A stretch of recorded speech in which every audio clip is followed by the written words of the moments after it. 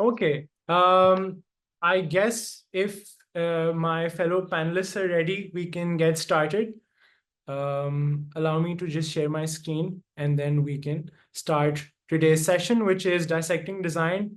And this is a slightly more special episode because we're talking about designing for a better world. And I'm going to talk more about that in just a second. But because I understand that this is such a great opportunity for us at Ideate to meet so many new people through our work and the online events that we hold, that I also understand that sometimes some people might just completely be very new to the kind of work that we do. And so it's always great, I believe, to start with just small introductions and kind of introductions about who we are, what we do, about what our practice is like, about the sort of kind of beliefs that we hold and how those translate into our work. And similarly, when they translate into our work, it also affects the kind of work that we do with other people. And so that is really going to be a big part of the kind of projects that you will see from both of our fellows, Zahabia and Naira, who will get to introductions in just a bit.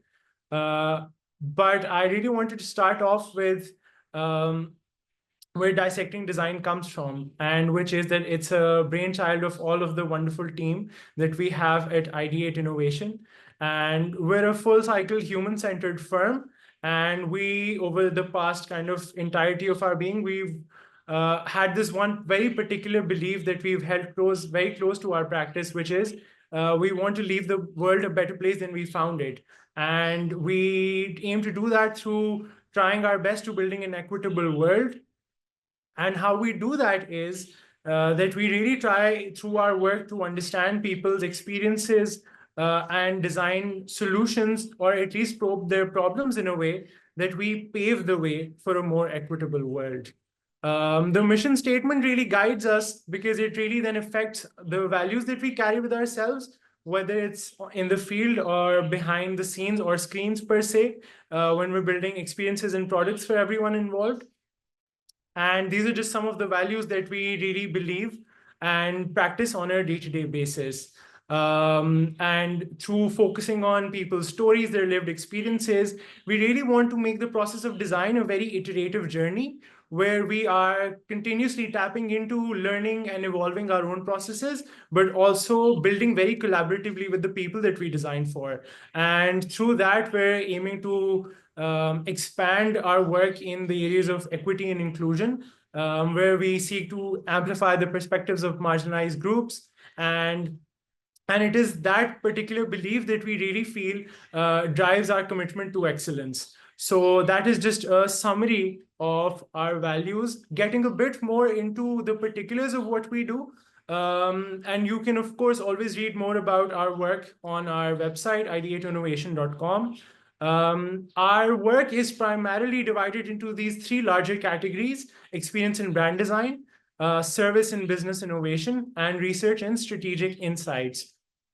And to kind of be a bit more specific, those three areas then are kind of bifurcate even further into these focus areas. So for instance, we do a lot of work in financial inclusion, whether that's in boosting the financial agency of women or low-tech entrepreneurs. Similarly, following the financial stream of focus, we also work towards larger financial ecosystems where we kind of work towards building payment ecosystems, focusing on startup innovation. And then there's also a very big part of our practice that deals with developmental organizations and World Health Organizations, where we address the healthcare and nutritional needs of underprivileged or low-income populations, or whether that's through process and service digitization, whether we're kind of streamlining digitization for startups or merchants, or even the work that we do in agriculture, where we support smallholder farmers with tailored digital products and services to be able to make their lives better. And these are just some of the firms that we've had opportunities or we've been privileged enough to work with. And these are kind of, market leaders from around the world in what they do. We have multinational organizations such as Dialogue or Telenor that we've worked with. Then we've also worked with international design firms that have also kind of discussed or worked in areas that I mentioned on the previous slide. And then there are developmental organizations that we've worked with, such as GSMA, IRC, and the World Bank Group.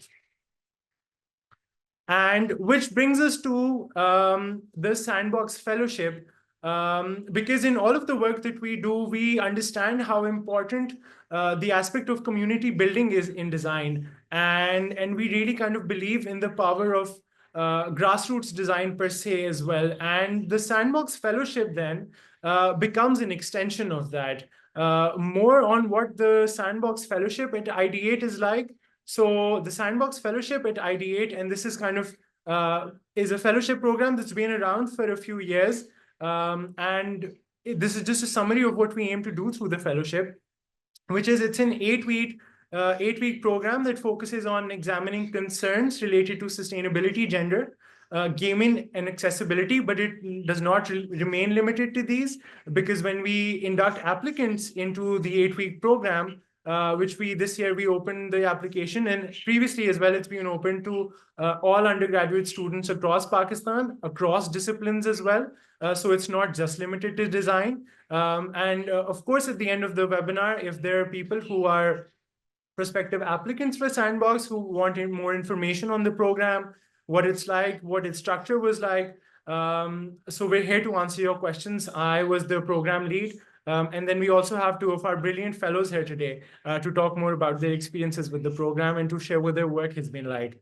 And so the full cycle human-centered program then inducts participants from undergraduate disciplines across Pakistan, and kind of we work together in the themes that I've mentioned earlier.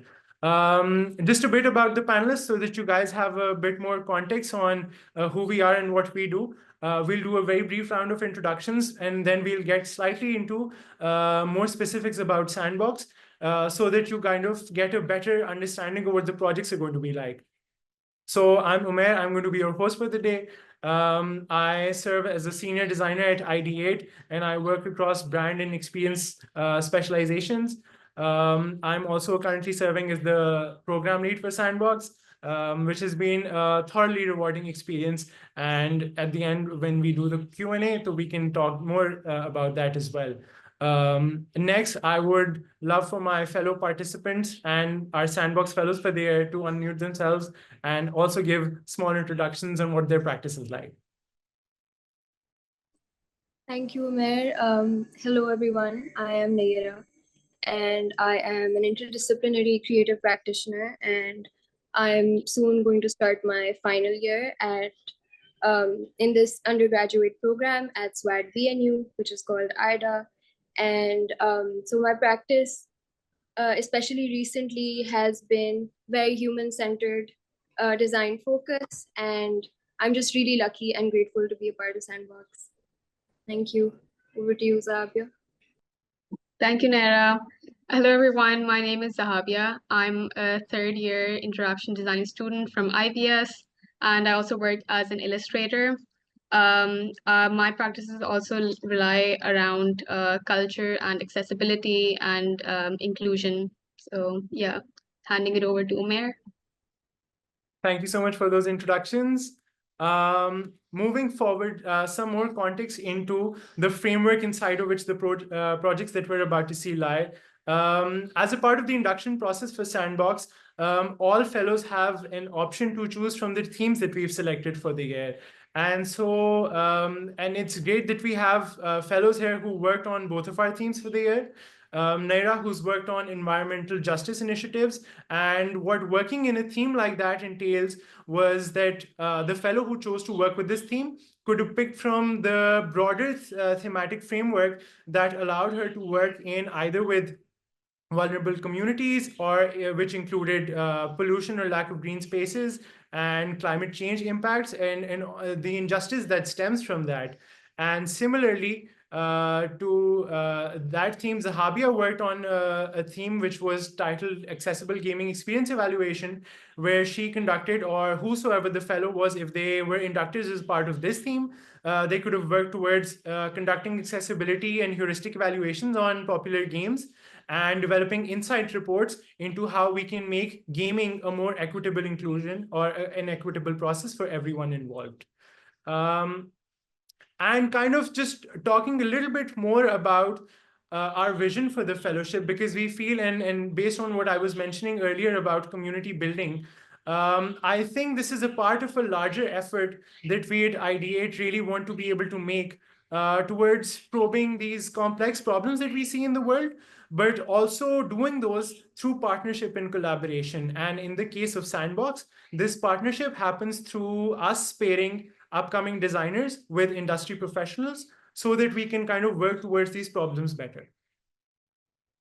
And again, in the case of Sandbox, what that works or how that works is once a fellow is inducted, they define their area of preference, or they define their niche within the particular theme that they've worked towards building. And then we assign a teammate from within the Ideate membership or designers that have worked within those themes before, so that they can offer almost like a subject matter expert lens on that theme, and then they can build those projects collectively with the fellows. I'm going to very briefly summarize what the process of the projects has been like. And because this was, as I mentioned, an 8-week fellowship. And during that time, the first part that all of our fellows went through once they'd been assigned their buddies was that they shared their initial proposals and plans, after which they shared their action plan for how they aim to target those areas and how they aim to develop their methodology. And of course, at all of these different phases, there were multiple reviews and checks so we could make sure, and the Ideate team at large could make sure that the project is up to date on information, it's relevant, we are in touch with relevant stakeholders in the field, we are really targeting subject matter areas where we feel there's a lot of fertile ground. And so our research and framework part consisted of concept development and data collection. We moved from there to design and execution, where our fellows collated all of their insights and findings, and then they formulated those into developmental frameworks where they could kind of talk about their insight reports, or as in the case of Zahabia, she's developed a toolkit, Naira as well. And the last part of this entire framework was us presenting this outcome to you as a part of Dissecting Design. And so we're really glad to be able to do that. Without further ado, I will stop sharing my screen so Naira can start sharing her project and talk to you guys about it. So I'll just start by explaining my process to you and walking you through the journey at Sandbox. I think where my project stemmed from initially was just the reality of monsoon season in Pakistan and how it affects communities and especially women disproportionately. And so that is where the initial idea started, and soon it developed a lot of, I would really thank Umair and Manahil, my buddy, who really helped me sort of specify and I think Naira's cut off for a bit. Let me just wait for her internet to reappear again. Okay, no worries. Zahabia, would you hello, like? I'm sorry, I think okay, you're back. No worries at all. Technical issues. But can you still see my screen? No, we can't. Yes, we can see your screen. So Pakistan is ranked as the 5th most vulnerable country to climate change, and nearly 33 million people are directly impacted by the 2022 monsoon flooding in Pakistan. And among them, 8.2 million have been women. And the 2022 floods, they have disproportionately impacted women. So a little bit of why I wanted to do this. For the first, of course, to empower these marginalized voices, the women, and sort of bring their stories to the front. And secondly, to assess the gaps in the current interventions, which was something that was really driving my project forward, and to promote community-driven solutions and sustainable solutions. So a little bit about my role in this project. As a design researcher, I was conducting these firsthand interviews with healthcare professionals, with aid organizers, with policy advisors, and obviously, most of all, the end users, which are the affected women. So my problem statement was that existing interventions for the menstrual hygiene management of women in flood-affected areas, it lacks the proper feedback mechanisms. And again, my hypothesis was a lot about the gaps that exist in the current interventions that were taking place, and how exactly, what are these women's experiences, their lived experiences, and how do these cultural and socioeconomic barriers play a part in that.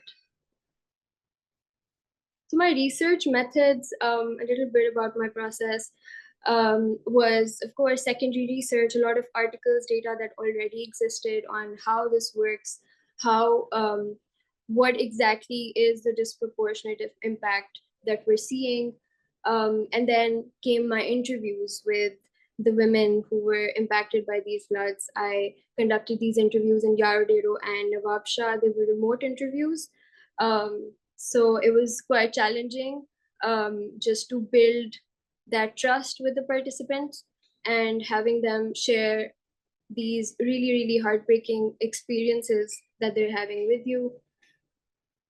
And then were interviews with men and their families, because something that I really recognized as I went forward was how much of their daily lives were just impacted by the role the men and their families had. Then came my interviews with healthcare workers and NGOs and organizations who were working for flood relief, and policy advisor. So a little bit of the participant overview that I've already given you guys. So I was able to sort of have this segmentation after I conducted my interviews, which I think was really important for me moving into this research, because that just helped me gauge what kind of women do I need to talk to moving forward. And so I just had this segmentation. There were women who were ashamed, women no longer menstruating after floods, post floods. Then there were resource constrained cloth users, shared cloth users, and underserved healthcare seekers. Then we had community-oriented supporters, women who really, really wanted to help the women in their community. That was a very interesting insight I had. And then the neglected aid recipients, people who were really just not receiving aid at all, those remote areas. They're living in those remote areas. But yeah, so then came my user personas. There was, so I'm just gonna walk you through these briefly because that will take a lot of time. But a lot of these stories, I was able to divide them into the personas that I talked about earlier. Ashamed young girl, women who were ashamed, girls who were ashamed of their period, and to avail healthcare and to go to a doctor for their issues. Then there were women who were no longer menstruating. So Hawa here just felt really traumatized when she got her period the first time, that was during floods. And then the periods just stopped. And she said that I'm unmarried, so I cannot go to the doctor because her father says it's not okay for an unmarried woman to go seek help for these issues. So as you can see, I further just sort of dissected and segmented all of my users. Here's Saira, who was part of the persona, which is called community-oriented supporters that I talked about earlier. So their goals and their frustrations. Then came the healthcare workers, who the most important insight from this part was probably the part about feedback, which they gave feedback is very visual. So for them, it's important to see that how much aid is being distributed, and that equals to the satisfaction of the women. And then the NGOs and organizations. After all of this, I was able to make an ecosystem map and sort of see what kind of relationships do these particular points in the women's journey have with each other. And that really helped me to sort of ask the right questions moving forward and see where the gaps really lie. And then I was synthesizing my insights. So stakeholders, all of the insights from them on existing policies. And so a lot about my hypothesis. Again, about the weak feedback mechanisms. So all of this was really, really helpful. And yeah, so to conclude my research part, a lot of critical gaps were identified. So the fact that existing aid and healthcare services were just not reaching all affected women, and that was something we have to accept to sort of take that moving forward and see what kind of marginalized areas and remote areas are not receiving the aid. There was lack of awareness and resources. Feedback mechanisms were not effective at all. So once the aid is given, there are very, like probably 20% of my conducted the research I conducted with participants, with the stakeholders, they agreed they reach out to these communities after. Varna, there is no communication channel through which they can ask what worked and what didn't work. And then obviously involving the women in your process is really essential. And then just accepting the limitations and challenges with this research was really important for me. Remote research has a lot of limitations. Just that time that took to build trust with participants was a lot, and some kind of cultural and social barriers. I did have to have Sarah, the woman in Yarodero, translate most of the things that I was saying to the women and then translate their language for me. So that was also one of the limitations that I'd consider, which then takes me to my outcome, which was a guidebook for a toolkit on solidarity and care for the menstrual health management of women impacted by floods. So I'll just walk you through this toolkit.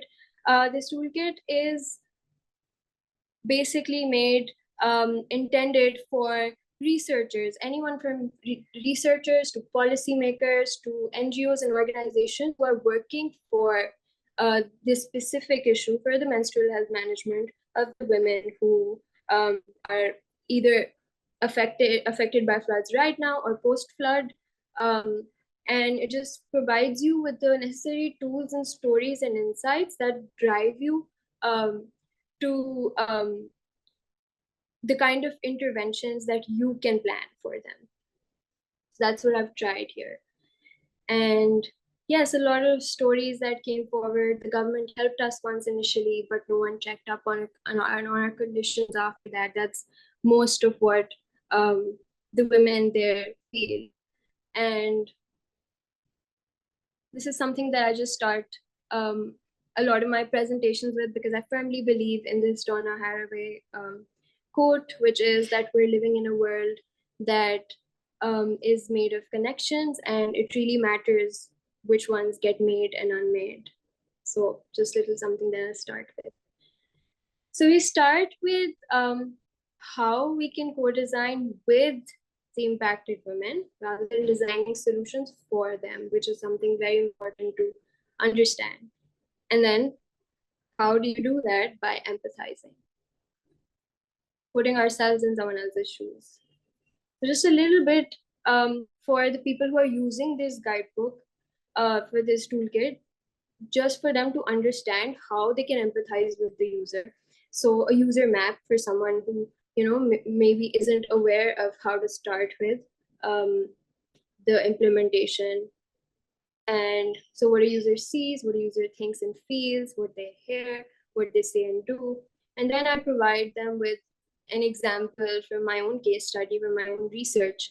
So just a little bit about Saira and how I conducted the empathy mapping with her. So what this does is it takes insights into the women's world, and then you can turn that into achievable goals that you can set to help them and help these women achieve. Here's a family from Yarodero. So then we move on to how it is not only important to talk to your end users, but also to gather insights from other people involved in their journey. That was something that I maybe did not focus a lot on before Sandbox. And then this is something I learned throughout this process. And that is why it was very important for me to add in this guidebook. So this includes men and their families, other influencers such as parents, in-laws, healthcare workers, NGOs, organizations, and policymakers. So just to gain that holistic view of all the people involved in the women's journey, I included this artifact, which I used the ecosystem map for people who are, maybe they will be struggling with identifying what kind of relationships they can test. So they can use this. So with each arrow created, now you can ask them in the questions about how they felt, what help they received. This is Saira's family, and they were talking about how they have to walk for 50 minutes to reach to the nearest clinic. And over there, the doctor only gives them one Panadol tablet for every issue that they go for. So even if it's a miscarriage, some skin infection, period problems, it's always that one tablet of Panadol, because they say they cannot afford anything beside that. So a little bit about healthcare workers. And then we move on to the menstrual hygiene kits. So what I was seeing a lot on the toolkits that already exist on menstrual hygiene is कि वो बस बता रहे होते हैं कि okay, you can add pads or cloth. And what I think was really important was that we talk about what factors you need to consider when you plan the content of your menstrual kits. Usage patterns and preferences, quantity of products needed, availability and cost of those products, access to water, sanitation and disposal, and then requirement of supportive material, and last but not the least, the quality of those materials. So what I did with this was I sort of came up with prompts for each step, each stage that the person who's using the guidebook is at, so that they can ask themselves the right questions to come up with the content of the menstrual kits. So these were the prompts that you can use to get to that conclusion. And then I sort of used a user journey, which the period journey, and I talked about what their needs are at the specific journey, instead of saying कि pads चाहिए या cloth चाहिए या ये होना चाहिए आपकी menstrual kit में. So this just aids the person who's using the guide to get to their decision.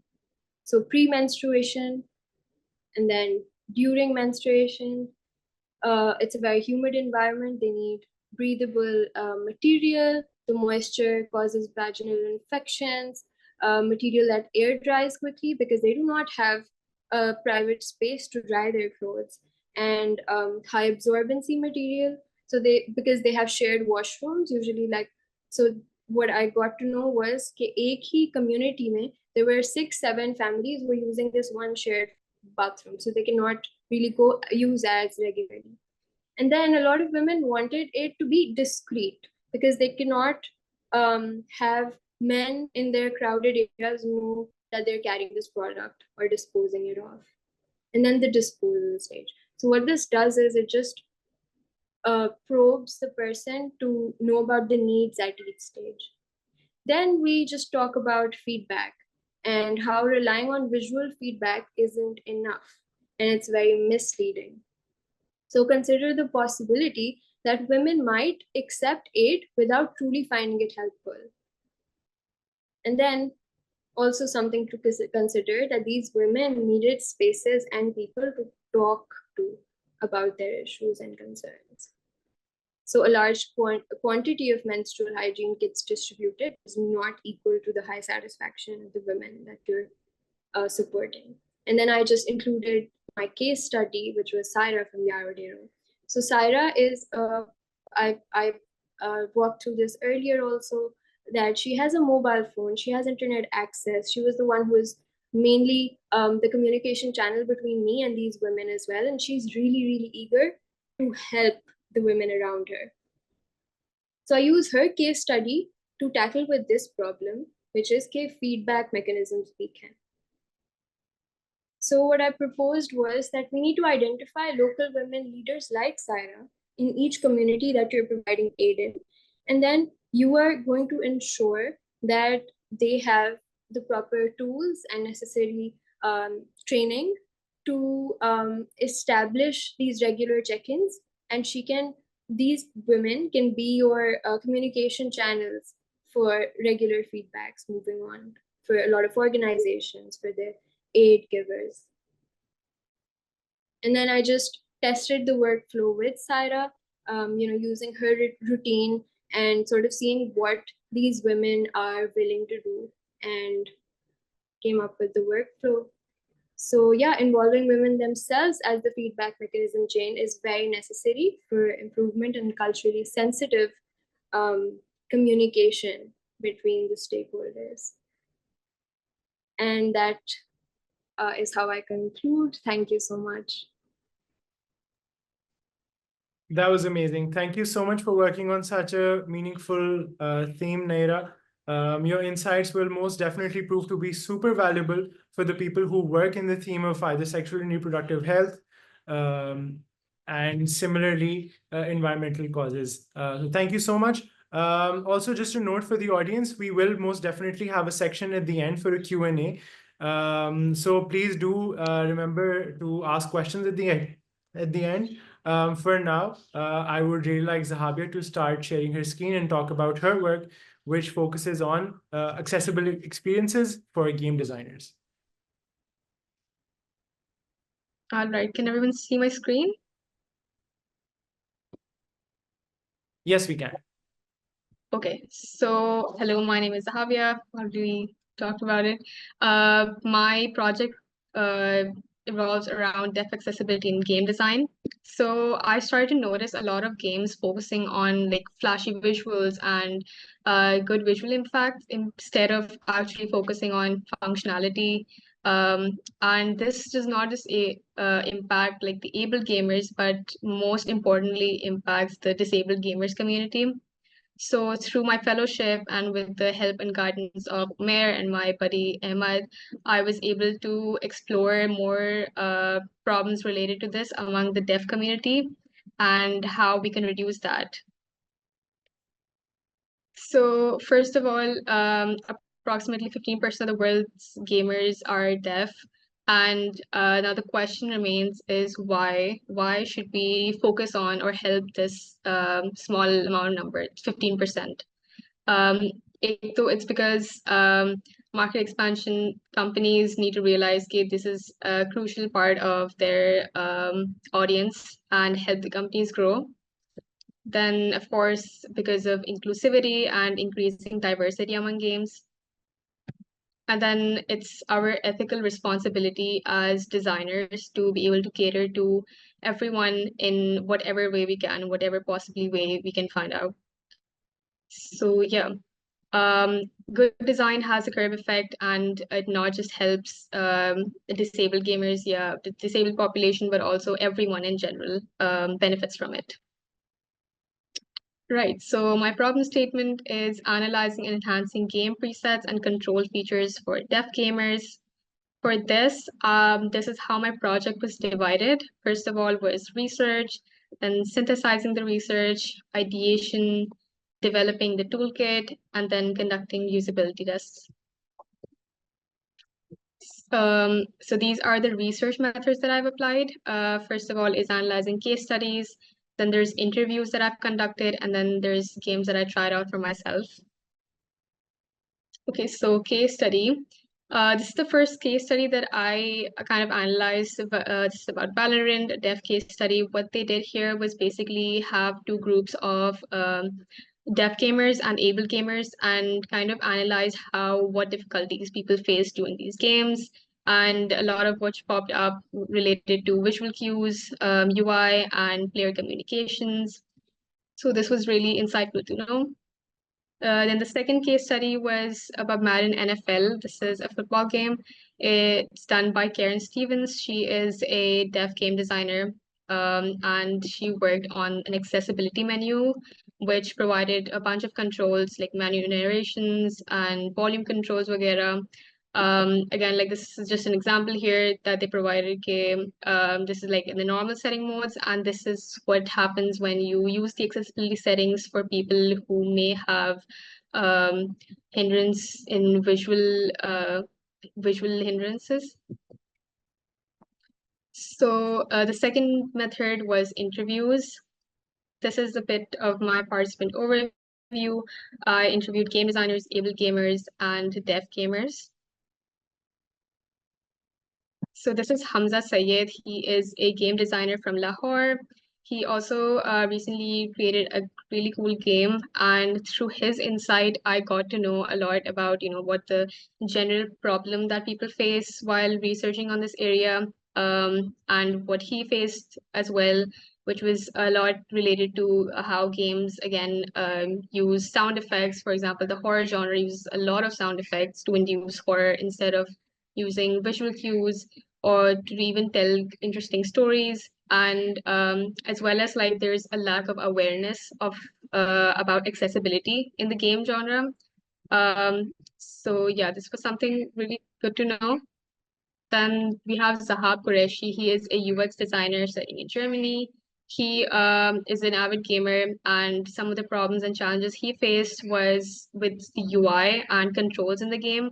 Ek to the difficulty in navigating games because of chaotic UI and just a lot of controls, confusing controls. And lastly, this is Yaver Mustafa. He is a deaf gamer, works at Connect here. So through him, I was able to kind of identify a lot of pain points that deaf gamers usually face. For example, he mentioned about how he cannot play in multiplayer modes due to the lack of good chat modes. And then more importantly, how surprise attacks in games are come in often and kind of disrupt the gameplay in general for him. So his persona really just gave me a lot of insight on how we can improve these game controls and game settings. And I think through all of these interviews, I kind of concluded on how we could initially change a lot of the controls and kind of focus on settings and controls mainly to create a more accessible game. And then lastly, the last method was trying it out for myself. So here I got a bunch of recommendations from people from Ideate, gamer friends, and interviewees to interview some of the games. And these were the games that I tried out or observed through gameplay. And उस हिसाब से फिर I kind of mapped these out according to, again, like some of the controls that were necessary that I thought were missing, like the accessibility menus, maps, sound indicators, and closed captions. They were divided into if the game has good controls, if they were easier to understand, if the controls that they had were missing something or they were difficult to navigate, and if the controls were just not present at all. So these are my stakeholders. The primary stakeholders were able gamers, deaf gamers. Then secondary I have game developers, game publishers, investors, and content creators. Okay, so these are my how might we statements. First of all is how might we make the gaming experience more exciting for players without sound effects? Then how might we make it easier for deaf players to navigate a game without sound cues? And how might we use the dependent sound cues in gameplay of online games?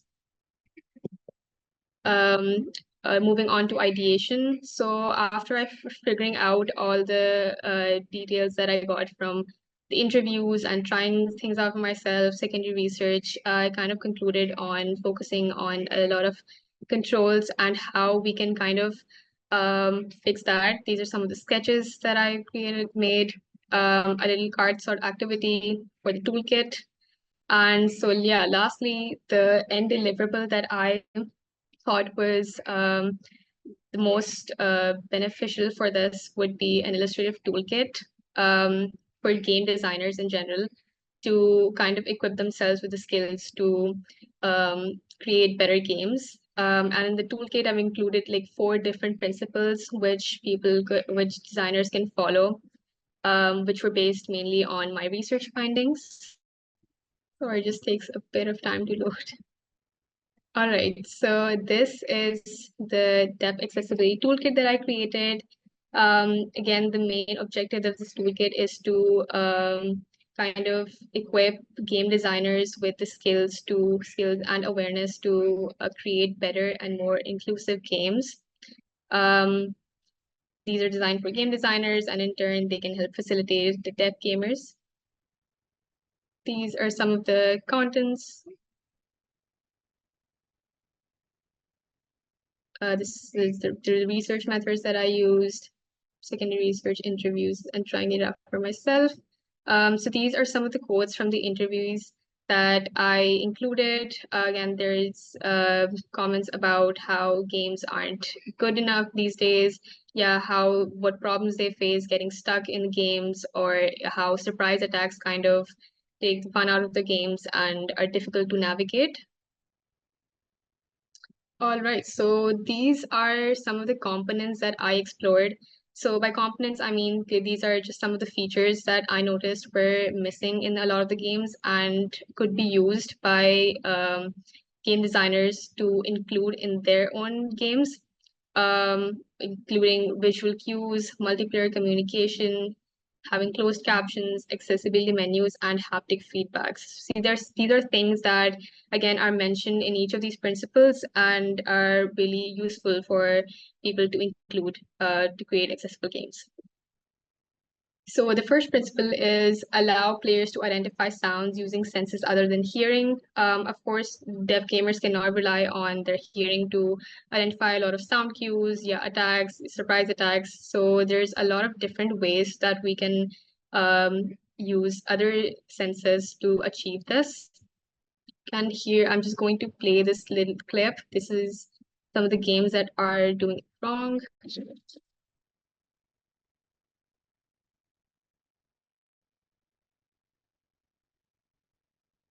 So in this little clip, it went really fast, but this mainly shows how the player was not able to identify the enemy unless like they heard the shooting sound. And again, there is no visual indicator for this shooting sound in the game. So from a deaf player's perspective, you cannot identify kaun kahan ja raha hai and the movements essentially. So this is Legend of Zelda. Again, something I really liked in this game was the inclusion of a little sound indicator. Let me just play this as well.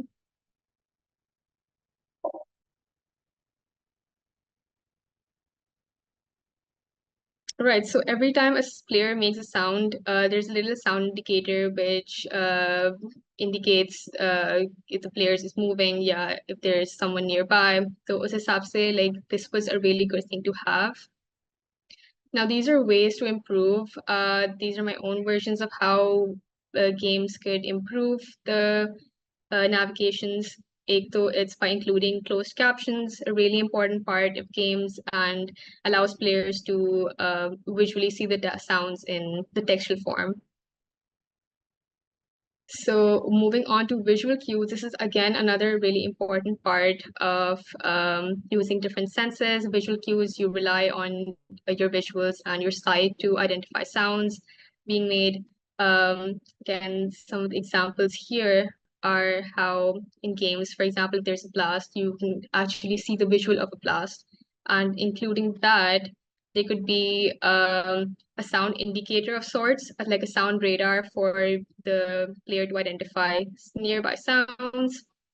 Then a good map is also a really essential part of having good visual cues, because again, maps help the player to better navigate the game and identify threats.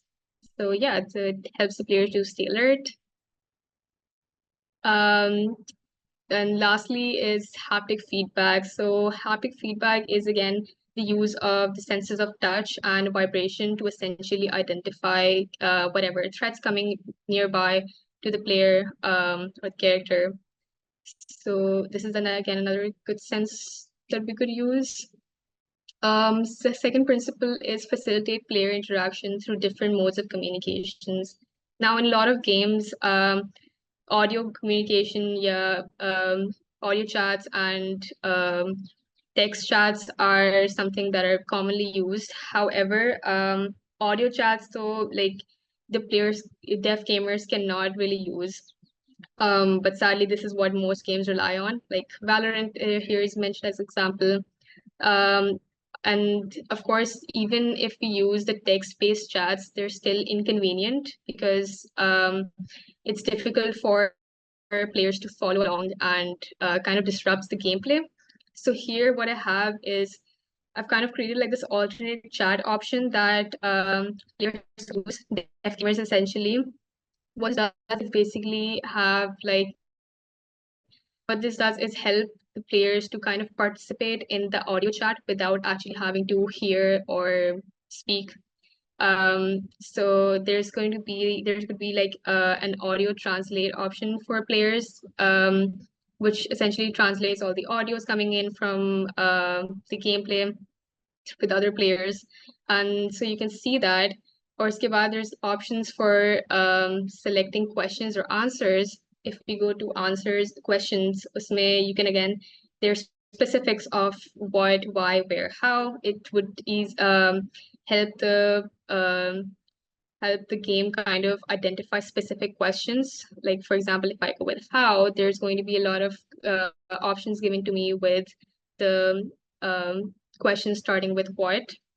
And along with that, they're also going to have this little button of an AI sound option. So if you press on this, it would kind of also speak like an AI generated voice option. So again, like you can see the audio is being, the sounds and audio is being translated, and you can speak without actually having to speak. And we also have the kind of technology, and they're evolving. So of course, this can be applied to a lot of future games. So the third principle is providing accessibility controls in game settings. An accessibility menu is, again, a really crucial part that a lot of games miss out. Like Genshin is a great example, a really popular game, but has a lot less features. A game that really is doing amazing work is The Last of Us Part 2, has really enhanced settings and controls. And then ways to improve me, I have a bunch of different menu options that accessibility settings could use, like having subtitles. And then subtitles, maybe there should be like a lot more depth into options so that players can select. Like uska background options, speeds, वगैरह. Then audio indicators के लिए भी there should be like a higher amount of options for the players to select. Then what this does is basically helps the player to control the game and not feel helpless all the time. So the fourth and final principle is avoid overwhelming users with visuals in games through progressive disclosure. So since we know that deaf gamers highly rely on visuals and their site, we also need to consider that the games aren't very chaotic and visually bombarding the game with a lot of visuals. Like, for example, here, Battleborn, you can clearly see how chaotic the game is, the visuals are. It's difficult for the player to navigate and kind of understand, and even find the controls themselves. Now, another example here I have is Halo. Halo, and like the controls are very diminished and really sort of not very flashy at all, so easy for a player to navigate.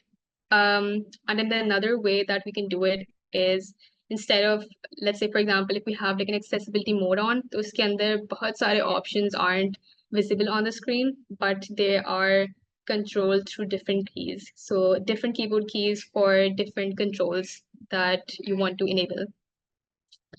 All right, and now we have Ideation Station. This is kind of just a place where designers can exercise their learnings and whatever they've learned from the toolkit, and also use this in their ideation. I've divided it into like 2 different settings, one for game controls and one for accessibility. So each of these boxes have like a lot of different options for prompts vagera that you can use. So these prompts basically open up to this kind of a card sort activity where you can place the effects on whatever effects you think is fine. And solutions can there be, you can use the cards to on the board you think they're right or wrong. Again, same with the accessibility. You have a lot of different options and prompts that you can explore. And yeah, this is it. Lastly, I just wanted to conclude with game. We don't need to have a lot of abrupt changes happen in when it comes to accessibility or design in general. Like even the smallest, littlest changes can have a huge impact. And this is what I just wanted to focus on. So yeah, thank you so much for listening. Thank you for sharing your insights, Zahabia. These are going to be super important for a variety of stakeholders, as you mentioned, whether they're designing games or whether they're playing them, whether they're developing them, or whether they're even in the process of publishing them. And thank you for such a wonderful project. Now we can move to the Q&A part of the discussion.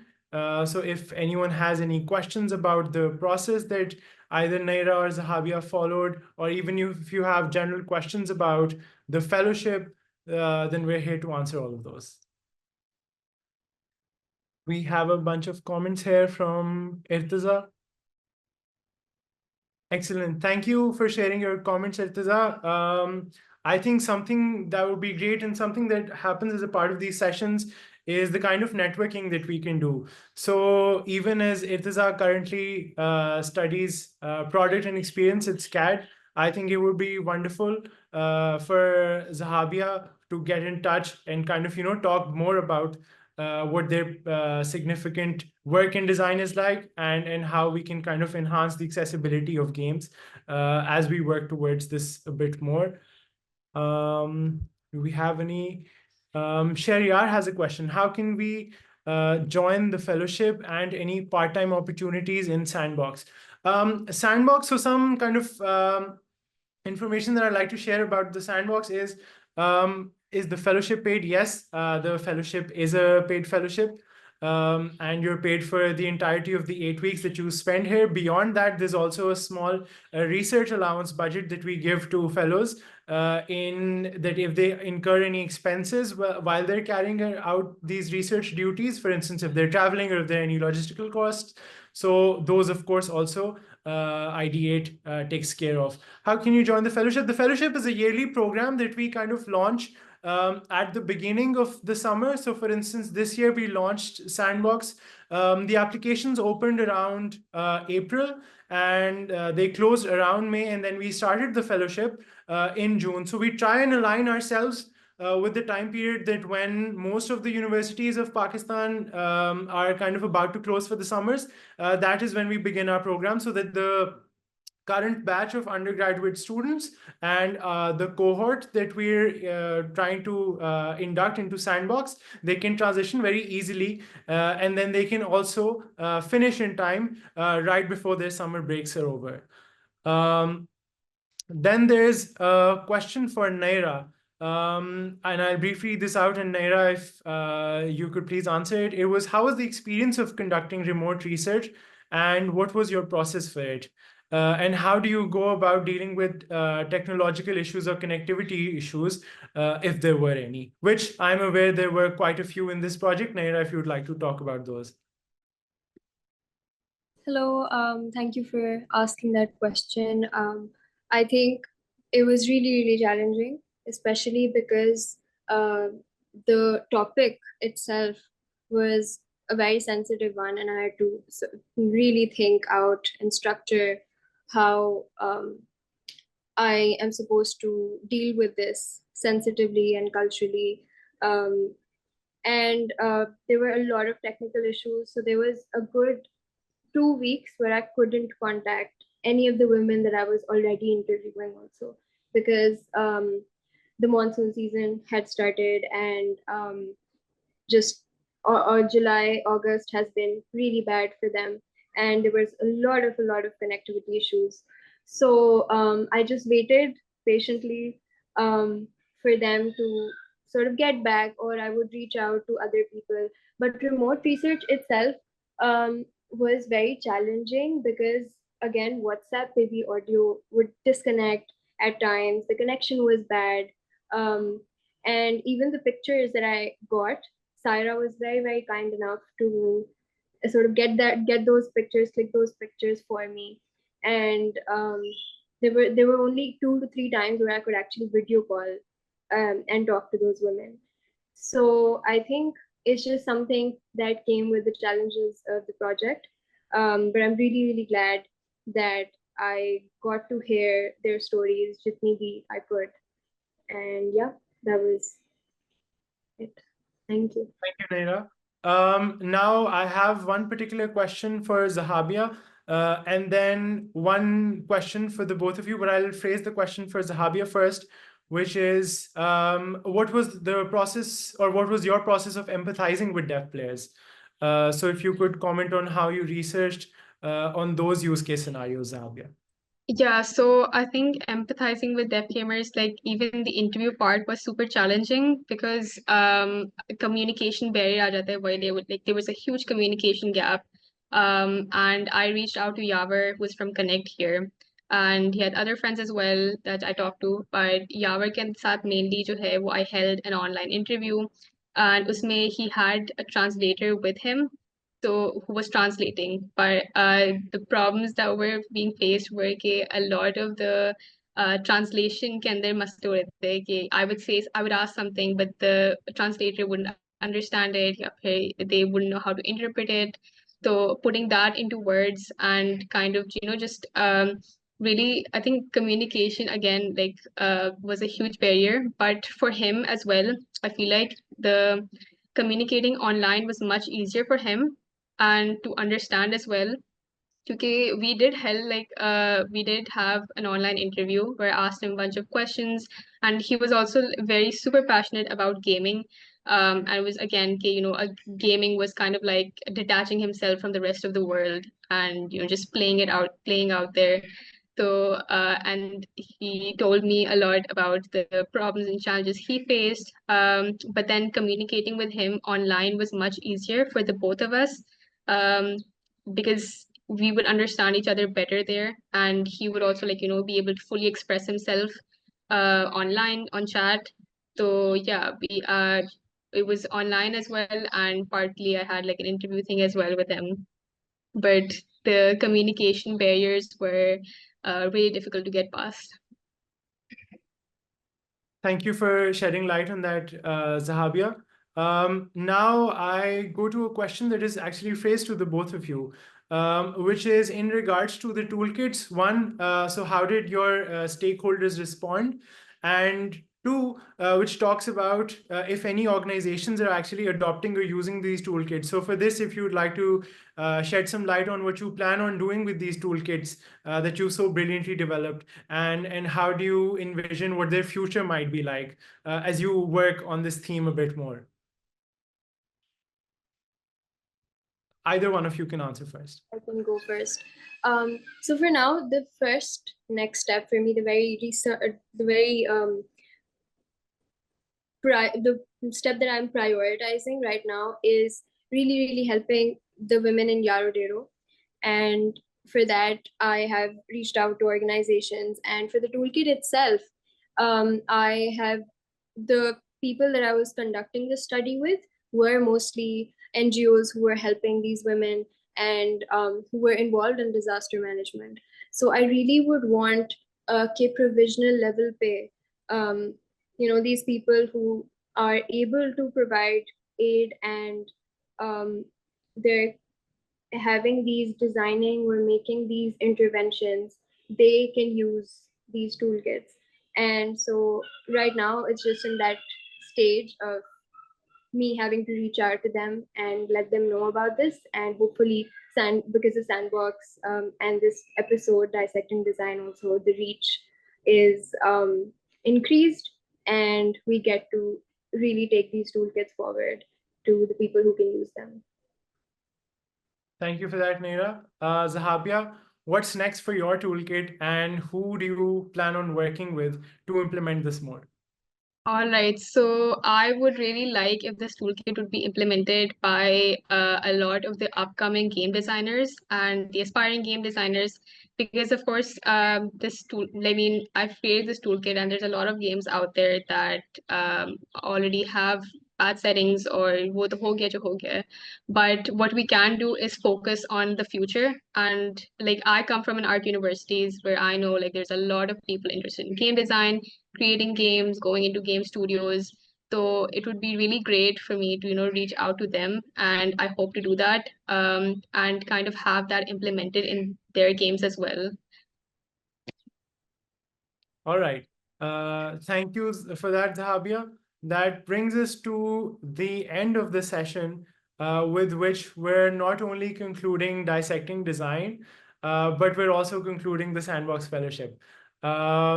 Just kind of a quick note to both Zahabia and Naira, who've been such wonderful fellows, and we're going to miss having them so much in our weekly meetings, in our syncs, in our crits, and in our design appreciation sessions. I wish you both the best of luck for your final years at your respective universities. And I'm 100% sure that you guys will do excellent work in your final year at your undergrad degrees. Also, on that note, a huge shout out to the entire team at Ideate that has worked behind the scenes with me on making Sandbox, from all of the buddies that were assigned to our fellows, Ahmed, Nida, Minahil, Saud, to the entire team. They know who they are and they've worked really, really hard at putting Sandbox together. And I'm so glad that I got to play a part in it.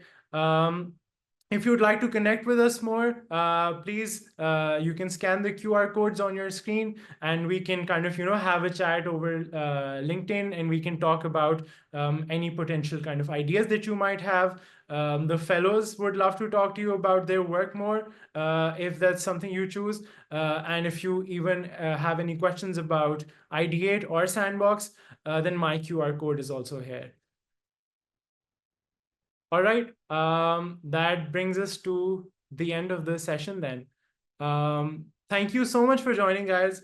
It's been a pleasure having you, and we hope to see you at the next episode of Dissecting Design, which will hopefully be very, very soon. Thank you. Thank Take you, care. Umair. Take care. Take care. Hafiz.